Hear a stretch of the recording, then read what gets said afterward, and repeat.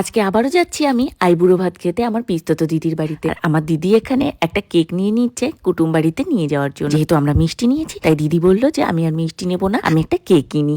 এটা কিন্তু খুব ভালো একটা আইডিয়া, তাই না? একজন কেক নিল, একজন মিষ্টি নিল, তাহলে কি একটা ডিফারেন্সও থাকলো, অন্যরকম টেস্টও পাওয়া যাবে। তো যাই হোক, আজকের কেকটা কিন্তু নেওয়া হচ্ছে আমাদের লিটিল গোল্ডের পছন্দ মতন। এই ম্যাঙ্গো কেকটা লিটিল গোল্ড নিজে পছন্দ করেছে। প্রথমে আমরা একটা চকলেট কেক দেখেছিলাম, কিন্তু লিটিল গোল্ড বলেছে চকলেট নয় মা, ম্যাঙ্গো নাও। তো সেই জন্য ম্যাঙ্গো কেক নেওয়া হয়েছে। তো যাই হোক, লিটিল গোল্ডকে যতই দেখি ততই না আমার ছোটবেলার কথা মনে পড়ে। ছোটবেলায় হয়তো আমি এরকমই বায়না করতাম যখনই রাস্তায় বেরোতাম, যাই না কি করতাম, হয়তো ছোটবেলাটা ওর মতন যদি দেখতে পেতাম, কারণ ও তো ওর ছোটবেলাটা পুরো পরিষ্কার দেখতে পাবে, কখন কোথায় কি করেছে না করেছে। আমরাও যদি এরকম আমাদের ছোটবেলাটা দেখতে পেতাম তাহলে কতই না ভালো হতো, তাই না? খুবই ভালো হতো, মজা করতাম, এনজয় করতাম ছোটবেলাটা দেখে যে আমি এরকম ছিলাম ওরকম ছিলাম। এত মজার মধ্যেও কয়েকটা কথা এখন আমাকে প্রচন্ড ভাবে ভাবাচ্ছে। যেমন ধরো, এই যে দিদির বাড়িতে চলে এসেছি, আসার পর আমার মাথার মধ্যে খালি কয়েকটা কথাই ঘুরছে। আমার এই পিস্তত দিদি আমাকে জন্মাতে দেখেছে, আর এই দিদি আমাকে আজকে আইবুড়ো ভাত খাওয়াচ্ছে। মানে সময় কত তাড়াতাড়ি বয়ে গেছে, আমি কত তাড়াতাড়ি বড় হয়ে গেছি, যে আমি একটা নতুন জীবনে পা দিতে চলেছি। তাই দিদি আমাকে আজকে আইবুড়ো ভাত খাওয়াচ্ছে ওর বাড়িতে। আসলে মেয়ে মানুষ নাকি কলা গাছের মতন তত্তর করে বেড়ে যায়,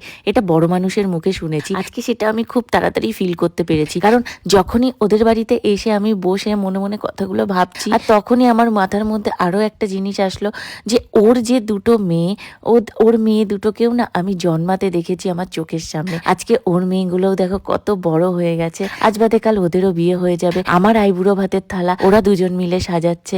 আমি দেখেই অবাক হয়ে যাচ্ছি যে যাদেরকে আমি নিজের চোখের সামনে জন্মাতে দেখেছি, আজকে তারা আমার আইবুড়ো ভাতের থালা সাজাচ্ছে। কাল হয়তো আমার ছোট্ট টুনটুনি পাখিটাও কত বড় হয়ে যাবে, আর তার আইবুড়ো ভাতের থালাটাও আমি সাজাবো। আর আমাদের এই টুনটুনি পাখি কত তাড়াতাড়ি বড় হয়ে অন্যের ঘরে চলে যাবে, মানে চোখের পলক ফেলতে ফেলতেই হয় সবকিছু ঘটে যাবে।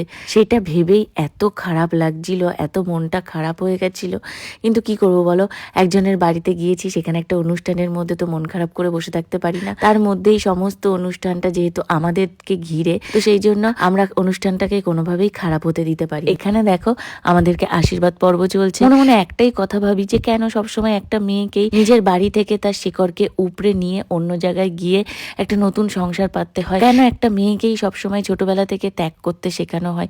কই কোনো ছেলেকে তো ছোটবেলা থেকে শেখানো হয় না যে তুমিও বিয়ে করে তোমার শ্বশুর বাড়িতে গিয়ে থাকতে পারো তোমার বউকে নিয়ে বা বউয়ের পরিবারকে নিয়ে? তাকে তো শেখানো হয় না এগুলো। আসলে এটাই তো সমাজের নিয়ম, সেই কবে থেকে চলে আসছে। আসলে এই নিয়মটা তো কেউ কখনো ভাঙার চেষ্টা করেনি। যদি এই নিয়মটা ভাঙা হতো তাহলে কত ভালো হতো, তাই না বলো? যদি একটা মেয়েকে অন্যের বাড়িতে গিয়ে না থাকতে হতো, একটা মেয়ে যদি নিজের মতন নিজের বাড়িতে থাকতে পারতো, একটা ছেলে যেরকম নিজের বাড়িতে থাকে, তাহলে কতই না ভালো হতো বলো। জানি আমার মতন অনেক মেয়েরাই এরকম ভাবো, যে যদি এমনটা হতো তাহলে কতই না ভালো হতো। এদিকে কেক কাটিং করা হয়ে যাচ্ছে, কাটিং এর পর আমরা চলে যাব খাবার খেতে।